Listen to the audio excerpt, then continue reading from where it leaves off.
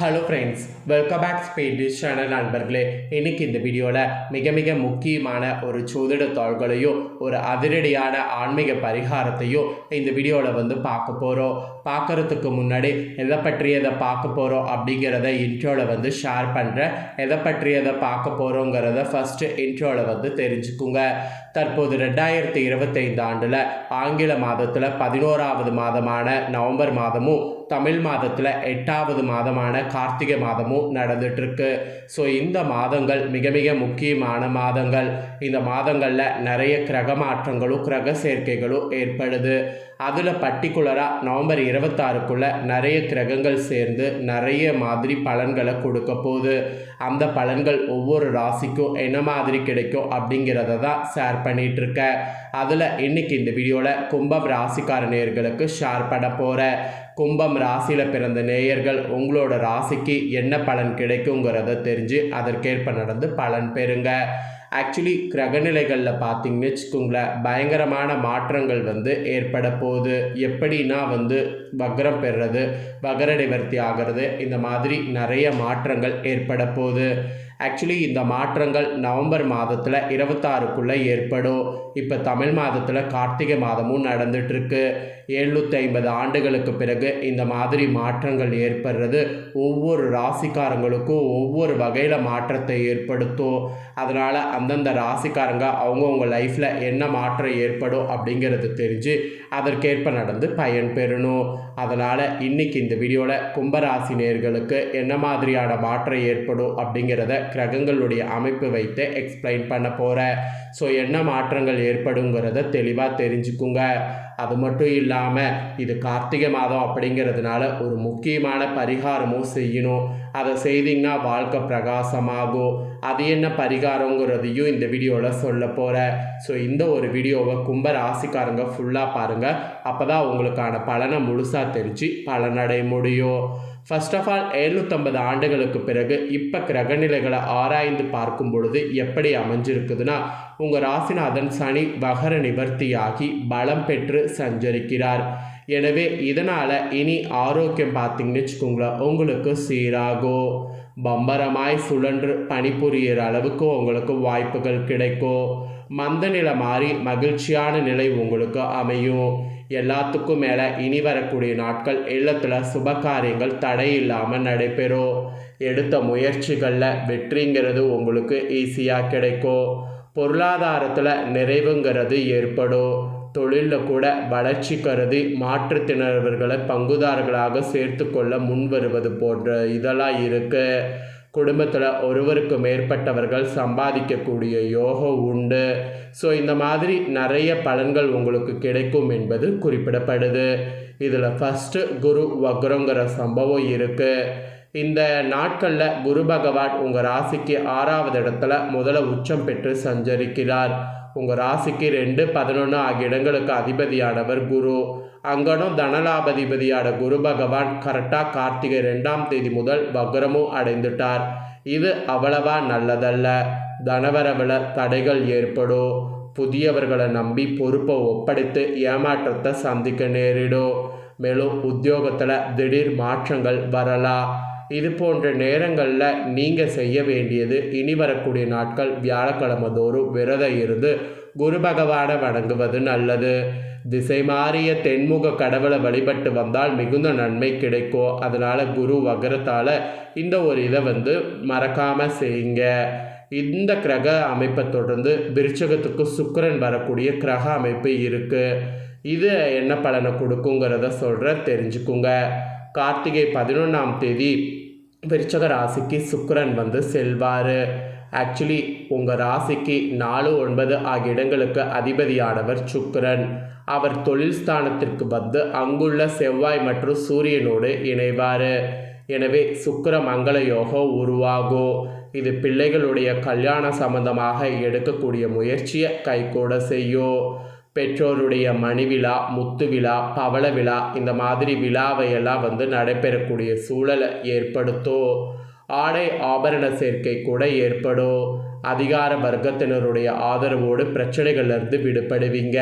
So விருச்சகத்தில் சுக்கிரன் வரக்கூடியதுனால இந்த மாதிரியான பலன் உங்களுக்கு கிடைக்கும்.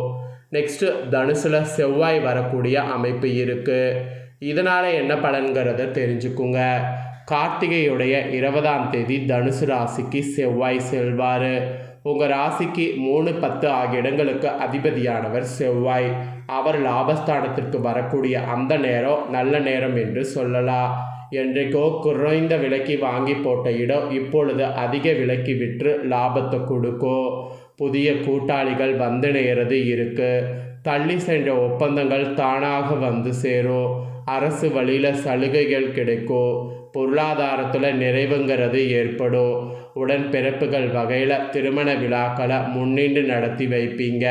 அதுக்கான எல்லா சாத்தியக்கூறுமே இருக்குது. ஸோ தனுசில் செவ்வாய் வர்றதுனால இந்த மாதிரியான பலன் உங்களுக்கு கிடைக்கும். இதை தொடர்ந்து ஃபைனலாக விருச்சகத்தில் புதன் வரக்கூடிய கிரக மாற்றமும் இருக்குது. இதனால் என்ன பலன் கிடைக்குங்கிறதையும் சொல்கிறேன், தெரிஞ்சுக்குங்க. கார்த்திகை 20ஆம் தேதி விருச்சக ராசிக்கு புதன் வருவார். உங்கள் ராசிக்கு 5, 8 ஆகிய இடங்களுக்கு அதிபதியானவர் புதன். அவர் தொழில்ஸ்தானத்துக்கு வரக்கூடிய இந்த நேரத்தில் அங்குள்ள சூரியனோடு இணைவதால் புதத்திய யோகமானது ஏற்படுது. எனவே அரசு வழியில் எதிர்பார்த்த நன்மைகள் வந்து கிடைக்கும். உத்தியோக முயற்சிக்கு பலன்கள் வந்து கிடைக்கும். ஊர் மாற்றம், வீடு மாற்றம் இது பற்றிய சிந்தனை அதிகரிக்கும். தொழிலில் கூட பழைய கூட்டாளிகளை விலக்கிவிட்டு புதிய கூட்டாளிகளை இணைத்து கொள்ள முன் வந்தீங்கன்னா அது முடியும். உறவினருடைய பகை அகலும். ஸோ இந்த கிரகத்தால் இந்த மாதிரியான பலன் கிடைக்கும். ஆக மொத்தம் உங்கள் ராசியில் பிறந்தவங்களுக்கு கிரகநிலைகளுடைய சேர்க்கை காரணமாக இதெல்லாம் பலன்களாக கிடைக்கும் என்பது குறிப்பிடப்பட்டிருக்கு. பொதுவாக சொல்லணும்னா இனி வரக்கூடிய நாட்கள் உங்களோட ராசிக்கு எதிர்ப்புகள் இருக்கிறது எல்லாமே வந்து குறைந்து உங்களுடைய எதிர்பார்ப்புகள் நிறைவேறும். வியாபாரம் மற்றும் தொழில் செய்பவர்களுக்கு ஒரு தொகை செலவழித்த பிறகு அடுத்த தொகை கரங்களில் புரளும். உத்தியோகத்தில் உள்ளவர்களுக்கு மாற்றமும் ஏற்றமும் உண்டாகும். கலைஞர்களுக்கு எண்ணங்கள் ஈடேறும். மாணவ மாணவிகளுக்கு போட்டிகளில் வெற்றி கிடைக்கும். பெண்களுக்கு பிரச்சனைகள் படிப்படியாக குறையும். கடைசியில் மகிழ்ச்சி அதிகரிக்கும். அதுதான் உங்களுக்கு சொல்லப்படுது. ஸோ இதுதான் உங்களுக்கான பலன்கள். இப்போ உங்களுக்கு இது கார்த்திகை மாதங்கிறதுனால ஒரு வழிபாடு வந்து செய்யணும். இதை செய்திங்கன்னா வாழ்க்கை பிரகாசமாகும். பொதுவாக கார்த்திகை மாதங்கிறது தீப மாதம். அதாவது கார்த்திகை தீபத்தில் மட்டும்தான் நம்ம மண் அகல் விளக்குகள் ஏற்றி வீட்டில் இருக்கக்கூடிய இருளை நீக்க வேண்டும் என்பது கிடையாது. கார்த்திகை மாதம் முழுவதுமே விளக்கு வழிபாட்டுக்கு மிக மிக சிறப்பு வாய்ந்த மாதம். இந்த கார்த்திகை மாதம் 30 நாளுமே ஒரு நாள் கூட வீட்டில் விளக்கேற்றாமல் கும்பராசி பெண்கள் நீங்கள் இருக்கக்கூடாது. மாதவிடாய் நாட்கள் வந்த போதிலும் வீட்டில் அடுத்தவர்களை விட்டு விளக்கேற்றி வைக்க வேண்டும். பூஜரை தவிர்த்து மற்ற இடங்களில் வீட்டில் இருக்கக்கூடிய பெண்கள் நீங்களே தாராளமாக விளக்கேற்றலாம். கார்த்திகை மாதம் விளக்கேற்றாமல் வீட்டை இருள மூழ்கடிக்கக்கூடாது. முதல்ல கும்பராசிக்காரங்க இதை நினைவில் வைத்து கொள்ளுங்க. சரி, இப்போது கார்த்திகை மாதம் முழுவதும் நம்ம செய்ய வேண்டிய வழிபாடு பற்றிய தாள்களை தெரிந்து கொள்ள வாங்க. கார்த்திகை மாதம் முழுவதும் பூஜரையில் ஏற்ற வேண்டிய விளக்கு குத்து விளக்கு.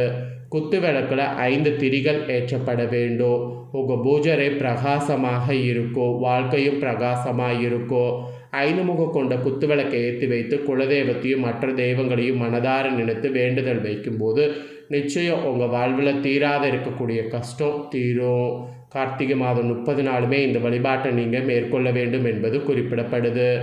இது தவிர உங்களுடைய வீட்டில் வரவேற்பறை, சமையலறை, படுக்கறை இப்படி எத்தனை அறைகள் இருக்கிறதோ அந்த அறையில் எல்லாம் கார்த்திகை மாதம் முழுவதும் மாலை 6 மணிக்கு ஒரு அகல் விளக்கு நல்லெண்ணெய் ஊற்றி திரி போட்டு ஏற்றி வைக்க வேண்டும்.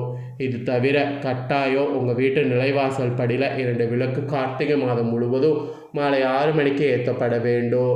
இந்த விளக்கு மாலை 1 மணி நேரம் எரிந்தால் போதும். மாலை 6 மணிலேருந்து 7 மணி வரை அந்த எண்ணெய் தீரும் வரைக்கும் எரியட்டும். அப்படியே விட்டு விடுங்க.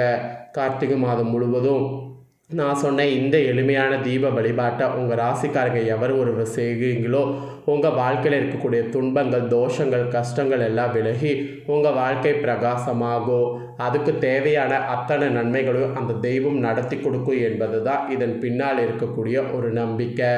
உங்களுக்கு நம்பிக்கை இருந்ததுன்னா உங்கள் ராசிக்காரங்க இந்த கார்த்திகையில் இதை ட்ரை பண்ணுங்கள். அசைவ எதுவும் சாப்பிடாமல் வீட்டில் இந்த வழிபாட்டை செய்பவர்களுக்கு கிடைக்கக்கூடிய மன நிம்மதி வேறு எதிலுமே கிடைக்காது. ஸோ கண்டிப்பாக நம்பிக்கையோடு இதை ட்ரை பண்ணுங்கள். ஸோ இது நீங்கள் கண்டிப்பாக ட்ரை பண்ணும்போது வாழ்க்கை பிரகாசமாகும். ஸோ இந்த வீடியோவை நீங்கள் இப்போ பார்த்து பயனடைகிறது போல் உங்கள் ஃப்ரெண்ட்ஸ் ஃபேமிலியில் இருக்கிறவங்க பார்த்து அவங்களும் பயனடையணும் அப்படின்னு நினச்சிங்கன்னா வீடியோ லைக் பண்ணி உங்கள் ஃப்ரெண்ட்ஸ் ஃபேமிலிக்கு ஷேர் பண்ணுங்கள். உங்கள் ஃப்ரெண்ட்ஸ் ஃபேமிலியில் இருக்கிறவங்களும் வீடியோ பார்க்கட்டும். அவங்களும் கும்பராசிக்காரங்களாக இருந்தாங்கன்னா இந்த தாள்களை தெரிஞ்சு இதற்கேற்ப நடந்து பலன் பெறட்டும். அதே போல் புதிய அப்டேட்டான நிறைய வீடியோ நம்ம சேனலில் போடப்படும். அதை எல்லாமே உடனுக்குடனே தெரிந்து கொள்ள மறக்காமல் நம்ம சேனலை சப்ஸ்கிரைப் பண்ணுங்கள்.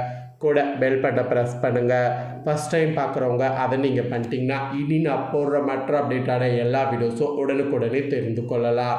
சப்ஸ்கிரைப் பண்ணி பெல் பட்டனை ப்ரெஸ் பண்ணுங்கள். நெக்ஸ்ட்டு சுவாரஸ்யமாக வேறொரு வீடியோவில் உங்களை சந்திக்கிறேன். நன்றி, வணக்கம்.